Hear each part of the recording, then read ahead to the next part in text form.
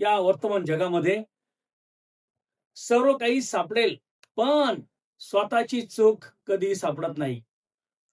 पण ज्या दिवशी ती सापडेल, त्या दिवसापासून आपलं आयुष्य 100% बदलून जाणार आहे. म्हणून 4 गोष्टी आम्ही बारकाईने लक्षात ठेवायच्या आहे आणि त्याप्रमाणे अनुकरण करायचं आहे.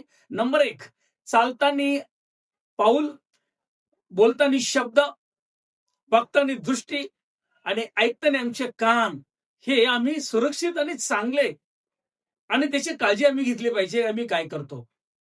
आपण या गोष्टी जर बारकाईने पाहिल्या, तर आमच्या जीवनामध्ये कधी वादळ येणार नाही.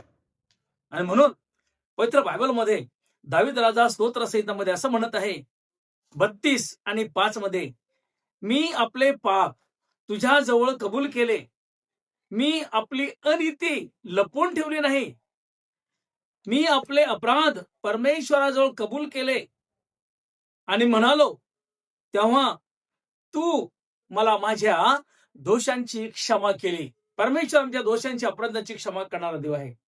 परंतु जो कोणी चांगले कर्मे कळत असून जो ते करत नाहीये, ते त्याला पाप आहे आणि पापाचं वेतन रोम 6 आणि 23 मध्ये प्रमाणे मरण आहे.